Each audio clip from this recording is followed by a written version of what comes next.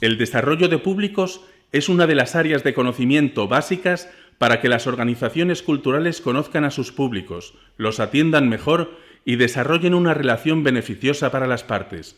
Macarena Cuenca, profesora de la Universidad de Deusto, aborda en esta sesión los principios y los fundamentos teóricos que rigen esta relación. Una visión general previa a las consideraciones y herramientas prácticas del desarrollo de audiencias.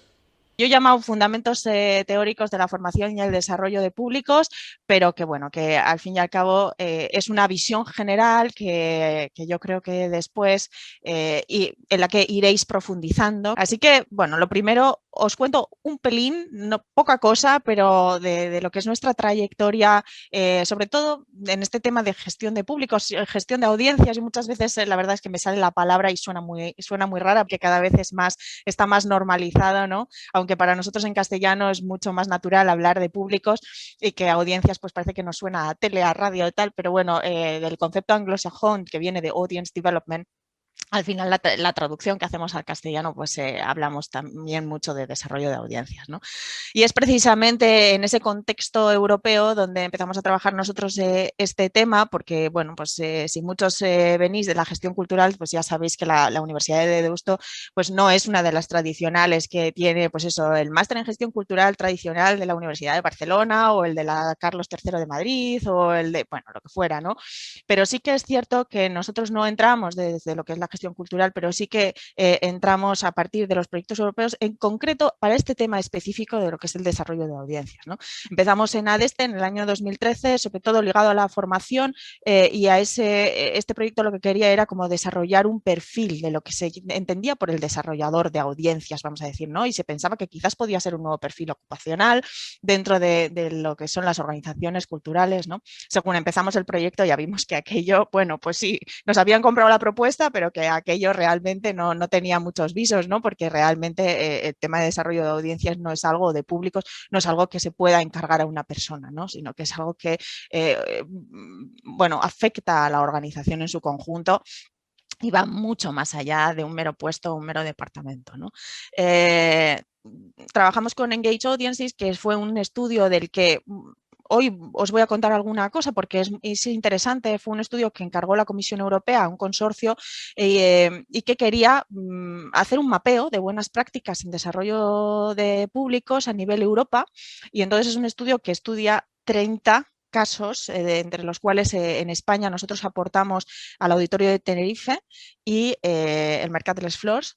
Y aparte de eso, bueno, pues en diferentes países hay diferentes estudios. Y a partir de ahí, de ese análisis, se extraen una serie de conclusiones que os contaré también más adelante. En Connect estuvimos trabajando desde el punto de vista también de acercar y de que hacer una formación y acercar el mundo de la universidad al mundo, al sector, ¿no? Y estuvimos trabajando tanto con profesión, o sea, gente que había terminado un máster en gestión cultural y que tenía un perfil muy junior, con gente que ya llevaba 10, 20 años trabajando en el sector. Aparte de eso, bueno, pues Publicum es un proyecto que tiene más que ver con la parte de museos y es aquí centrado en España. Y los proyectos vivos europeos ahora mismo que tenemos y que también son fuentes pues de información y de pues, que se generan webinars y acciones interesantes que quizás os puedan interesar, son ADESTE Plus, que es pues eso, más generalista y sobre todo trata el tema del cambio organizacional, ¿no? Y cómo el querer poner al público en el centro de nuestra gestión, en nuestras decisiones, pues es algo que requiere también un cambio organizacional, ¿no? Y sobre esto estamos trabajando y generando una metodología para ayudar a que, bueno, pues eso se pueda hacer realidad en diferentes organizaciones, ¿no? Y en The Cycle, bueno, pues ese es un proyecto más específico sobre archivos fotográficos y cómo también quieren tener en cuenta este tema.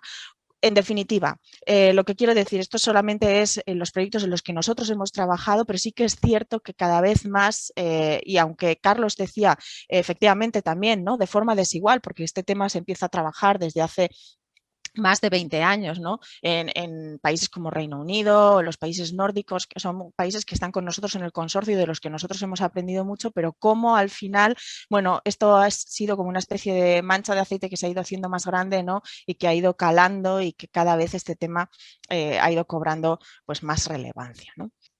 Bueno, pues hay diferentes, os traigo aquí algunas de las ideas que, bueno, surgen en las publicaciones, ¿no? Cuando, bueno, tratamos de justificar por qué este tema es relevante, por qué este tema es importante, ¿no? Muchas veces utilizamos fondos públicos, tenemos una financiación de subvenciones o de lo que sea, ¿no? Y necesitamos también garantizar, pues, que esa financiación llegue al mayor número de la población posible o a la gente más diversa. Por eso a veces también tenemos como esa encomienda pública de que hay que llegar a nuevos públicos. Esto lo habéis comentado, ha salido en muchos de vuestros comentarios, ¿no? La sostenibilidad de las instituciones.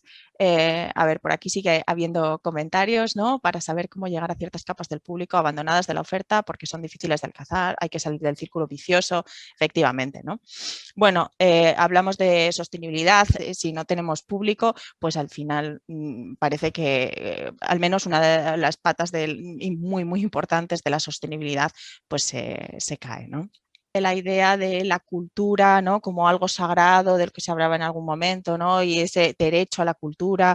Bueno, podemos hablar de la cultura como agente de transformación social, que además, bueno, pues sirve como instrumento para, bueno, superar esa división de clases o para, bueno, pues otra serie de elementos como, bueno, pues se ha utilizado también mucho en Reino Unido y en otros países, ¿no?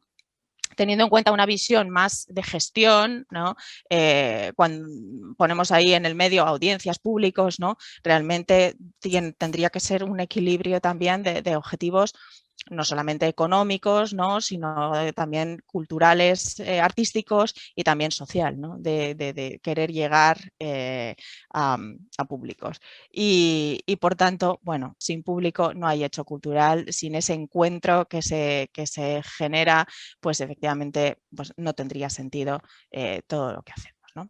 A ver, hay muchísimas definiciones de lo que es el desarrollo de públicos y, bueno, he tenido que elegir una. Así es que, bueno, dada también la trayectoria que tenemos del trabajo con Europa y todos los proyectos europeos, al final he decidido traer la de la Comisión Europea. La verdad es que, bueno, si miráis a diferentes sitios hay énfasis en distintos factores, diferentes elementos y hay otros sitios a los que recurrir, pero tampoco se trata ahora de hacer un recorrido sobre únicamente el concepto, sino, bueno, pues tratar de aclarar sobre lo que estamos hablando y sobre todo, bueno, pues podemos adoptar esta definición que es bastante reconocida y que utiliza la Comisión, ¿no?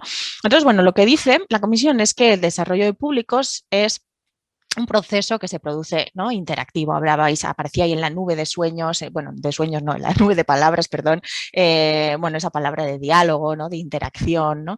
Es un proceso que además es estratégico, que es dinámico, que va cambiando y que lo que finalmente trata es de hacer las artes, bueno, ampliamente accesibles, ¿no? Y para ello, dice la Comisión, pues que se trata de comprometer a esos individuos y comunidades, como veis, muchas veces las palabras que han aparecido en nuestra nube de palabras aparecen aquí, ¿no? En la comunidad para que experimente, para que disfrute, para que participe, para que valore las artes a través de diferentes medios, bueno, pues que pueden ir desde estas herramientas digitales con las que estábamos hablando al final con Carlos Morán hasta otras ideas como el tema de la co-creación o las alianzas, el voluntariado, etcétera, ¿no?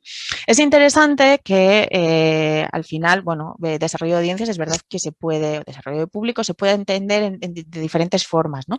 Dependiendo lógicamente de los objetivos y de esos públicos objetivos a los que nos queremos dirigir, ¿no? Tradicionalmente se reconocen como 3 objetivos cuando se trabaja sobre este tema, ¿no? Un objetivo que es el de incrementar, ¿no? Los números, incrementar los públicos, que, bueno, que venga más gente.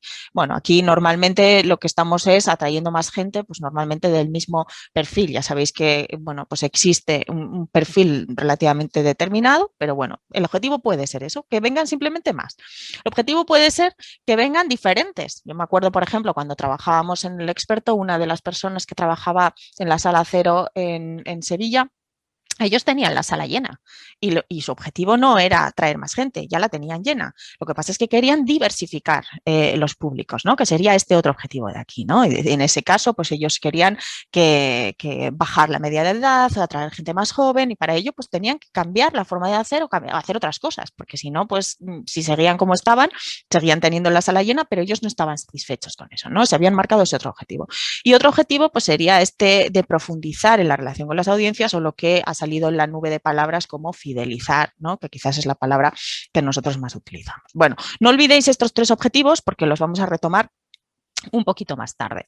¿Qué os puedo decir también en cuanto a bueno, respecto a cómo se estudia esto, ¿no? Desarrollo de audiencias y yo viniendo desde la academia, pues puedo decir, hoy por hoy no es una disciplina científica, sí que es cierto que no sé, quizás en el futuro lo sea, ¿no? Sí que es cierto que es más bien un enfoque, es un área interdisciplinar y es sobre todo, bueno, un enfoque de gestión, diríamos, ¿no? Que se nutre de diferentes elementos y yo aquí he puesto algunas ideas y un gran etcétera, porque efectivamente ya hemos ido viendo esa evolución que nos ha enseñado Carlos, ¿no? Y que hemos visto en donde han ido apareciendo un montón de conceptos, donde aparecen temas, claro, lógicamente de la gestión cultural nos nutrimos, claro, del marketing cultural también, pero es que luego aparecen temas que tenían que ver, por ejemplo, toda esa idea de la experiencia que ha comentado, pues es que a partir para entender la experiencia, pues muchas veces necesitamos entender desde los estudios de ocio, bueno, que hay una gran cantidad de literatura escrita, o desde la psicología del arte, o desde ¿vale? Diferentes ámbitos que realmente son complementarios y que nos dan cierta luz. Y por eso, bueno, pues sí que quería traer esto un poco a colación, ¿no? Algunos enfoques teóricos. El marketing, cuando hablamos del marketing en empresa, el cliente es lo primero y el enfoque marketing lo que hace es poner al cliente en el centro y ver qué necesidades tiene para ver cómo se pueden satisfacer. Eso, lógicamente, en el marketing cultural es con ciertas reservas, ¿no? Pero el público está en el centro y a partir de ahí es algo muy natural, pero claro, no solo, o sea, desarrollo de públicos yo no diría que es igual que marketing cultural. Lógicamente utiliza el marketing cultural, es una herramienta, pero tiene en cuenta también otros enfoques, ¿no? Ha habido, nosotros quizás también tradicionalmente en España o en Italia, cuando hemos contrastado esto en el consorcio, en Europa, pues la corriente de marketing cultural, la corriente pues, era muy por anglosajona, ¿no? En Inglaterra todas las herramientas que tenían para la segmentación, captación de datos, etcétera, etcétera, pues era tremendo, ¿no? Pero bueno, desde la parte más social, desde la parte de mediación, desde los departamentos didácticos, pues lógicamente se ha hecho mucho trabajo de desarrollo de públicos, ¿no? Y toda esta parte de recepción de lo que es la experiencia artística. Entonces hay muchas diferencias y si habláis con diferentes personas de diferentes contextos, de diferentes sectores o de diferentes países, al final siempre va a haber un sesgo hacia alguna de estas patas y puede haber diferencias, ¿no? Hay muchas diferencias que quedan marcadas por el contexto, pero sí que es cierto que hay algunos puntos comunes o algunos elementos a los que sí que en torno a los cuales sí que hay cierto consenso, como por ejemplo la idea de que el desarrollo de audiencias al final tiene que ser una estrategia organizacional, ¿no? Orientada a esa crear, mantener relaciones a largo plazo con públicos, pues tanto los actuales como potenciales. Y he puesto ahí en negrita esa idea de la estrategia y de crear y mantener relaciones a largo plazo, porque, bueno, pues realmente esto es algo sobre lo que, bueno, vamos a hablar ahora enseguida. Ámbitos desde los que se promueve el desarrollo de públicos, bueno, pues claro, una cadena larguísima os he puesto ahí, ¿no? Desde la política cultural que, bueno, pues se puede impulsar, ¿no? Tanto desde Europa, desde a nivel del ministerio, ¿no? Todas las, tanto las ayudas como los estudios, como los proyectos que se impulsan, como a nivel más regional o más local, ¿no? En los diferentes ayuntamientos, pues se puede impulsar. Pero no solo, lógicamente, desde las propias organizaciones culturales, como gestores, pues el hecho de poner el público al centro de nuestra gestión, pues bueno, pues a partir de ahí es donde nos vamos a centrar. Y entre medias, pues también tenemos agencias de audiencias, como por ejemplo de Audience Agency, con quienes nosotros hemos trabajado muchos, que estos están en Reino Unido y que bueno, pues al final, o consultores especializados, ¿no? Como en este caso, por ejemplo, en España pues tenemos Asimétrica y otros cuantos que cada uno pues trabaja pues desde un enfoque más de datos, otros desde un enfoque más conceptual o de marketing o de lo que sea, ¿vale? Pero bueno, pues ahí está. en tu organización, ¿de quién es la responsabilidad de desarrollar públicos? Y vamos con este planteamiento estratégico que os comentaba antes, ¿no? Que al final nos tenemos que plantear este desarrollo de públicos como una estrategia a largo plazo, y esto tiene una implicación, una serie de implicaciones. Por un lado, que si queremos resultados y vamos a decir, venga, hala, nos ponemos el chip de desarrollo de audiencias, desarrollo de públicos y queremos resultados de hoy para mañana, no los vamos a tener. Esto es un camino, esto es un maratón largo donde tenemos que plantearnos, bueno, cómo vamos a ir haciendo cada una de las etapas, ¿no? Y sí que es importante, y por eso os preguntaba en la pregunta anterior, ¿no? Y para hilar con estas implicaciones, ¿de quién es la responsabilidad en vuestra organización, ¿no?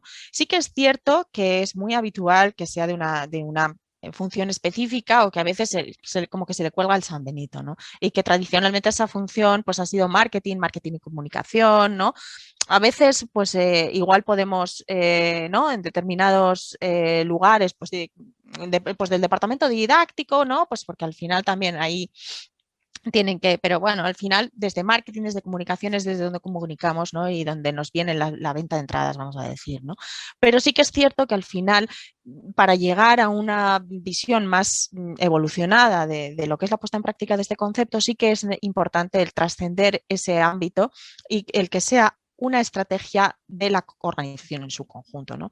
Tiene que ser de todos, pero luego efectivamente tenemos que tener muy claro cómo repartimos las responsabilidades, ¿no? Porque claro, si la responsabilidad al final no está repartida, corremos el peligro de que al final no se haga nada, ¿no? Entonces sí que es cierto que esto tiene que ser un esfuerzo compartido, pero que tiene que ser un esfuerzo también impulsado desde lo que es la organización en su conjunto, ¿no? Sea lo grande que sea. Y para ello necesitamos alinear diferentes tipos de recursos y muchas veces provocar un cambio organizacional que depende de dónde partamos, pues será más grande o más pequeño. Cuando hablamos de estrategia, y luego, bueno, pues tenemos que poner en práctica esa estrategia y vivir el día a día, ¿no?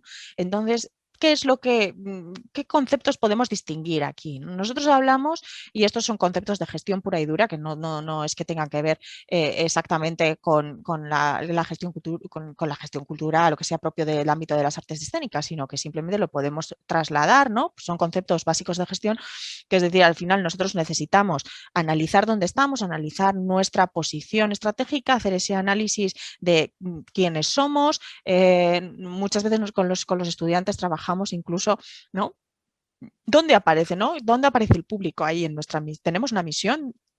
¿Tenemos una visión? ¿Aparece el público ahí, no?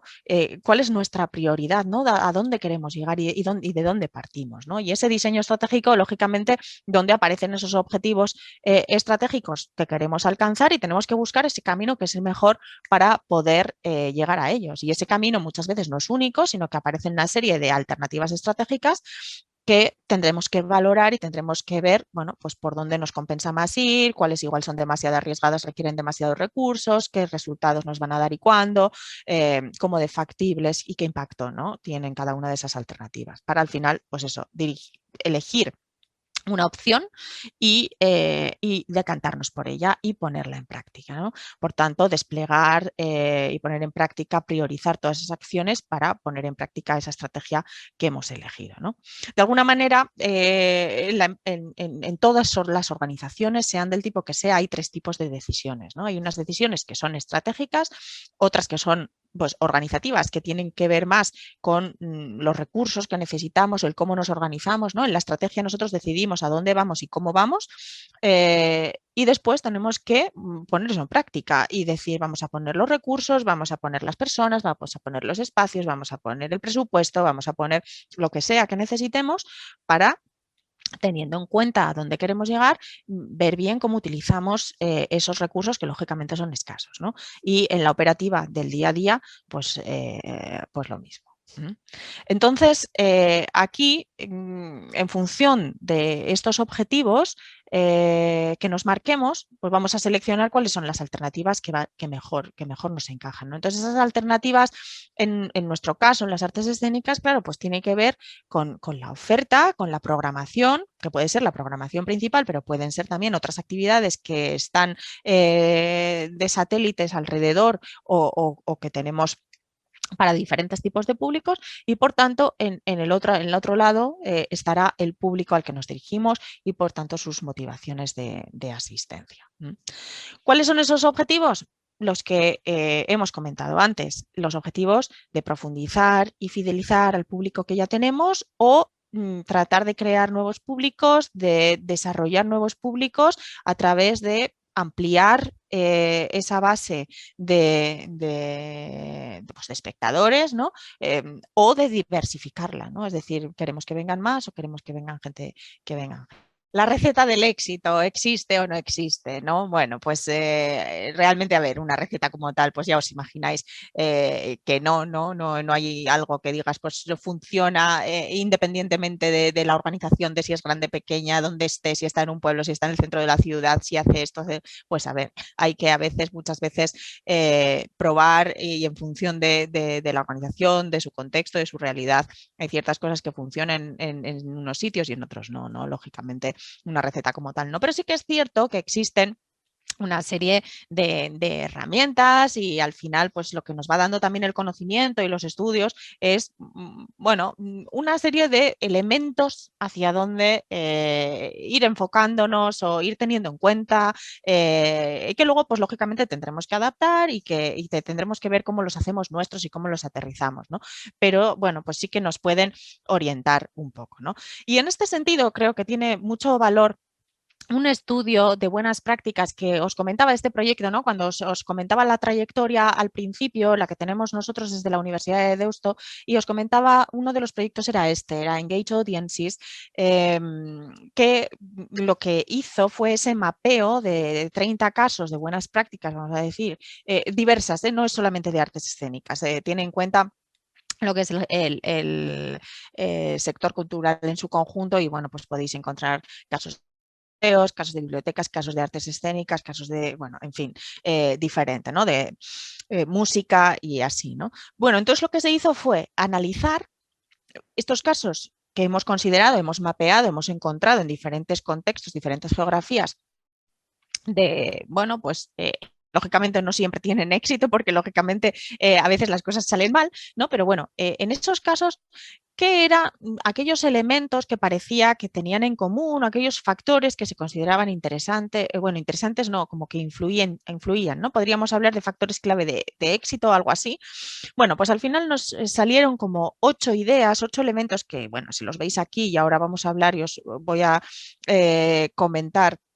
Aquí nos aparecen estos 8 elementos. La programación, la participación y co-creación del público, la digitalización, el uso de datos, los espacios, las alianzas y las colaboraciones y la gestión del cambio organizacional, así como la creación de capacidad. Vamos a ir viendo lo que significa cada uno de estos. Bueno, vamos entonces con la programación que conocéis también y no voy a hablar de programaciones concretas, tendréis tiempo también también con los distintos profesores, diferentes tipos de formatos, diferentes tipos de estrategias y con muchas cosas, ¿no? Pero me interesa un poco la idea general, ¿no? Dentro de la programación y cuando hablamos de programación estamos hablando del producto, ¿no? Que estamos ofreciendo, ¿no? Y aquí sí que es interesante entender que el producto no es solamente esa obra de teatro o ese espectáculo que hemos montado, que la gente viene a ver, sino que es más cosas, ¿no? O sea, es algo más. Sí que es el núcleo, sí que es la esencia, sí que es lo principal. Yo lo he llamado aquí producto principal y podríamos poner aquí esa programación. Que bueno, pues eso, que puede ser si tenemos diferentes tipos de programaciones, cualquiera de esos tipos de programaciones para los diferentes tipos de públicos, ¿no? Pero no podemos olvidar que también hay una oferta enriquecida, que sería todo aquello que hacemos que realmente, bueno, pues puede ser una introducción, a veces lo hacemos antes, ¿no? Una pequeña introducción, un pequeño coloquio, una copa con no sé quién, un encuentro con los artistas, un programa didáctico, un programa, un vídeo que tenemos en la web donde explicamos no sé qué o de enseñamos las bambalinas o bueno, todo eso es oferta enriquecida, afecta a la experiencia. Y por otro lado tenemos esa oferta colateral que también ha salido en algunos momentos, ¿no? Que puede ser, la temperatura es muy alta en las salas, los que están arriba pasan mucho calor, hay mucho espacio, no tengo ni cómo estirar las piernas, puedo aparcar el coche, no lo puedo, tengo cafetería, la cola que se genera en el intermedio es tremenda, yo qué sé, bueno, pues todas estas cosas, ¿no? Claro, sí que es cierto que dice la literatura, ¿no? Que hoy en día, y esto este, bueno, es un cuadro, es la noche estrellada de Van Gogh en el MoMA. Son pocos las organizaciones culturales que se pueden permitir el lujo, vamos a decir, de tener un enfoque de producto puro, puro, puro, y es decir, decir, alguien va a ir solamente por ver exactamente lo que tú estás programando. La gente va al teatro por muchas otras cosas, no solamente por la función concreta. Habrá gente que vaya por la función, claro que sí, por la función concreta, ¿no? Pero otros muchos no. Entonces, bueno, aquí este es un ejemplo, efectivamente, yo voy o voy al Prado y quiero ver las Meninas, o voy al Louvre y quiero ver la Gioconda, ¿no? Y realmente, pero casi pueden ser, ¿no? Como contados, ¿no? Realmente es un público, sí, el más entendido, frecuente, o el que está más acostumbrado a ir al teatro, el que su experiencia va a estar fuertemente determinada por esa programación, por ese producto esencial, ¿no? Pero cuando estamos hablando de un público menos frecuente, un público más ocasional, ahí la oferta enriquecida y la oferta colateral juegan un papel muy importante, ¿no? Y por eso es interesante que eso lo tengamos en cuenta, ¿no? Por otra parte, hablábamos antes y hablaba Carlos, ¿no? Cómo en una de esas etapas, ¿no? Aparece la etapa 4, ¿no? La idea de la experiencia y la emoción, ¿no? Y cómo lo subjetivo entra en escena, ¿no? Realmente es importante que tengamos en cuenta esta idea de la experiencia, pero simplemente dejaros la idea de que la experiencia es algo más que lo que es el hecho de llego y me siento en la butaca ¿no? Y tenemos esa experiencia artística, este intercambio que sí, que es el núcleo de la experiencia, pero la experiencia es algo más largo, que se extiende después y que empieza mucho antes, ¿no? El cómo medir la experiencia realmente es un reto, está ahí, se están haciendo esfuerzos en diferentes ámbitos, ahí por ejemplo también en el ámbito de los museos han trabajado bastante, pero bueno, todavía queda camino por recorrer, ¿no? Se vio que la participación también era algo donde estas organizaciones habían trabajado bastante, ¿no? Pero claro, la participación, ¿qué es la participación? O sea, la participación, por un lado, efectivamente, implica un diálogo, es decir, aquí tenemos, ¿no? La institución tradicional, pues yo genero una oferta, la comunico, tú vienes si quieres y la comunicación, vamos a decir, es unidireccional, ahora cada vez más es bidireccional gracias a las redes sociales y todo, bueno, pues este nuevo contexto que se plantea gracias a lo digital. Pero, claro, la participación va más allá de solo lo digital, ¿no? Es un tema también de concepto y de decir también dónde queremos estar, y tampoco la participación de sí porque sí, quizás no es. Yo tengo que plantearme, o sea, cuando la participación puede ir desde una pequeña contribución, cuando, es decir, creo que le preguntaba a Enrique, ¿cómo medimos la satisfacción? O sea, bueno, pues sí, teatros que o pasan una encuesta y participamos, o al salir me dicen pon una pegatina no sé dónde o toca este botón. Bueno, pues sí, es una participación muy limitada, hasta teatros donde podemos, no sé, co-crear algo de forma conjunta, incluso quizás la programación o quizás, bueno, en fin, es una línea muy amplia donde, bueno, tendríamos que ver hasta dónde queremos llegar y dónde nos interesa estar. Pero sí que es cierto que parece que aquellas organizaciones que adoptaban un poco este enfoque más a largo plazo y llevaban tiempo trabajando el desarrollo de audiencias, tenían en cuenta la participación del público, ¿no? Bueno, aquí os pongo este de Harinera, hemos trabajado con ellos. Harinera nace como una institución puramente participativa, ¿no? Y entonces son los propios vecinos que forman parte de esa comunidad de Harinera Zaragoza, que forman parte de la asamblea, que deciden la programación, ¿no? Pues es como la máxima expresión, pero es que claro, es la propia misión, o sea, de Harinera. Harinera nace para eso, ¿no? Y no todos tenemos que ser harinera, o sea, es decir, hay puntos intermedios, pero sí que tenemos que tener claro hasta dónde, pues porque lógicamente eso nos compromete, ¿no? Y no podemos decir, sí, somos participativos y luego hacer lo contrario, ¿vale?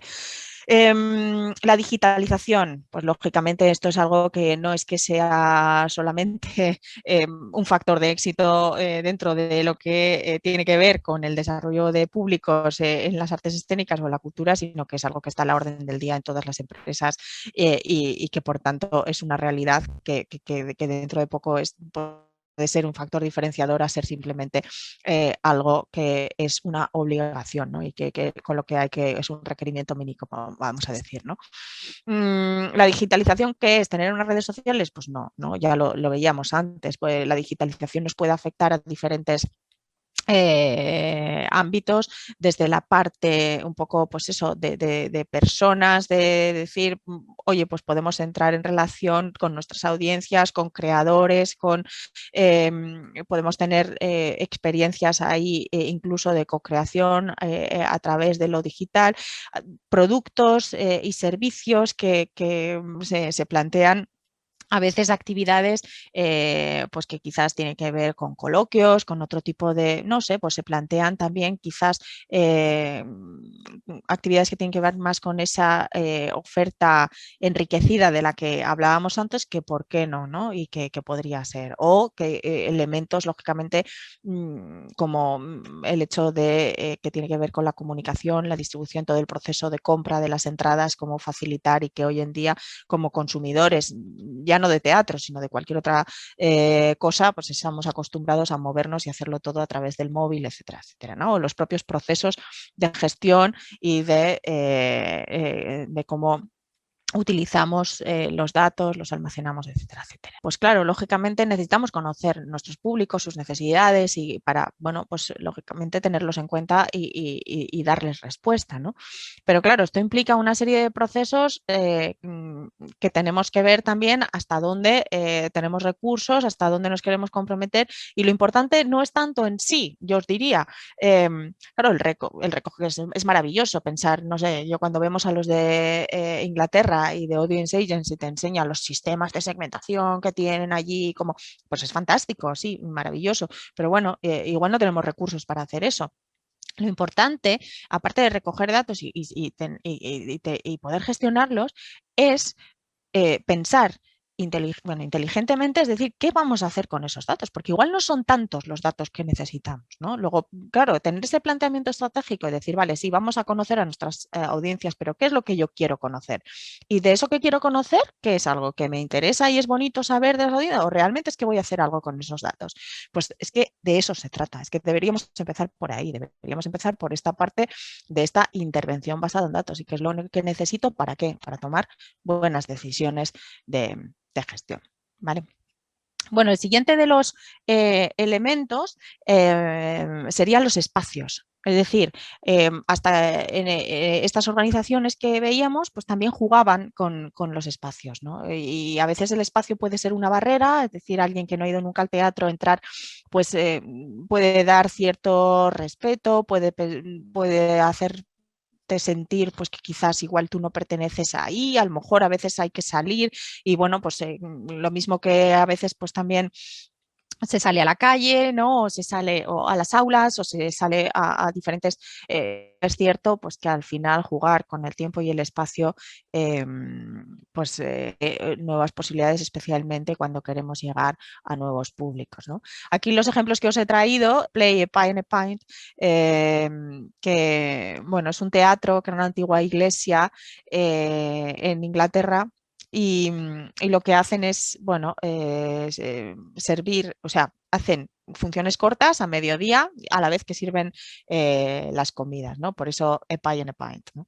Estos de Opera Up Close, pues era una compañía de ópera que lo que hacía en Londres era hacer ópera en pubs, porque ya sabéis que en Inglaterra pues, los pubs son muy importantes, en pubs con una pequeña sala por detrás, donde bueno, pues tú veías una ópera lógicamente de pequeño formato, ¿no? Pero en un ambiente completamente mucho más distendido, donde te podías estar ahí tomando tu pinta y bueno, pues al final, como el espacio a veces también rompe, lógicamente, o sea, pierdes quizás calidad, grandiosidad o lo que fuera, en el caso de una ópera, pero ganas pues cercanía, ganas, en fin, otras cosas, ¿no? Y a veces, bueno, pues como eso también juega que no quiere decir que lo hagamos siempre, pero bueno, que a veces pues son elementos que nos pueden dar juego, ¿no?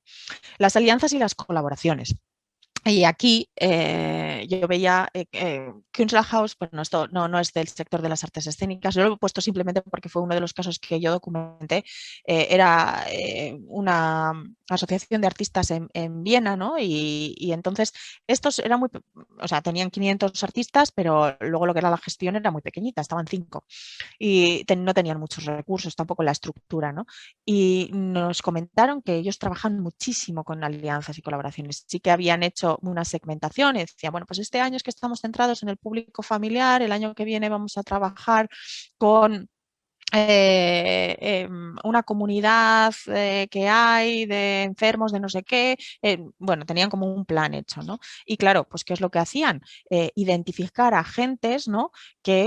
Con los que podían entrar en contacto y a partir de ellos llegar a esos nuevos públicos, ¿no? Entonces, alianzas para diversificar las audiencias, sus públicos, el trabajo con las comunidades locales, bueno, pues al final eh, es la forma, pero claro, eso requiere abrirse, eso requiere invertir tiempo, eso requiere hablar con mucha gente, pero al final pues nos puede dar frutos. Claro, cuando tenemos un plan es mucho más fácil priorizar acciones y decir, bueno, pues no estamos dando palos de ciego, es que vamos en esta dirección, es que, bueno, pues sí, tengo que hablar con mucha gente, pero es con este tipo de gente porque al público que quiero llegar es este segmento y entonces, bueno, pues entonces las cosas son más sencillas, pero claro, hay que sacar un tiempo para ponerse a pensar y a ver cuáles son esas prioridades. La siguiente sería esta gestión del cambio organizacional, la idea de que lógicamente esto no es cosa de una persona, sino que al final adoptar un enfoque centrado en los públicos implica hacer un cambio de mentalidad organizativa,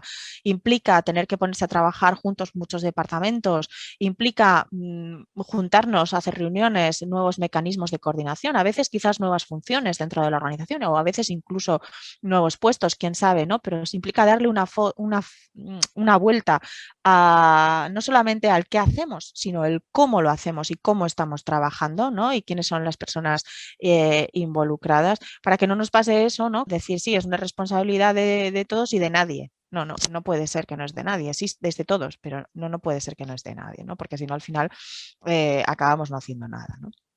Eh, y claro, bueno, pues esta es una cita muy famosa, no sé si conocéis, ¿no? De Peter Drucker, un gurú del management, y que decía que la cultura, cuando hablamos de cultura, la cultura organizacional, ¿no? O sea, al final se come a la estrategia. O sea, podemos hacer, para desayunar. Es decir, yo puedo hacer un plan maravilloso, estratégico, ¿no? Y que sea el director que se mete en su despacho y hace el plan estratégico y que luego claro, es que no hay manera, ¿no? Porque es que yo no es solamente poner las cosas sobre papel, no es solamente hacer los objetivos, no solamente pensar cuál es el camino, sino que hay que hacerlo. Y hay que hacerlo con las personas y con los equipos. Y hay que ponerse a trabajar juntos. Y eso implica, pues, romper muchas inercias metidas en las organizaciones, ¿no? Y ya la última, y con esto termino esta parte y pasamos a los grupos, sería esta idea de la creación de capacidad. Y cuando hablamos de eso, es decir, estamos creando nuevas... ¿no? Y a veces, bueno, pues sí que se vio que la oferta en desarrollo de audiencias era incipiente, pero sí que es cierto que, bueno, pues cada vez se hacen más cosas. Prueba de ello es este módulo en el que estamos. Que he titulado este apartado, bueno, por dónde empezamos? Y todo esto, ya, pero ¿cómo le hincamos el diente, ¿no? ¿Y cómo hacemos? Porque sí, está muy bien, decimos, vamos a hacer un plan a largo plazo y hay que ir por fases, pero ¿por dónde?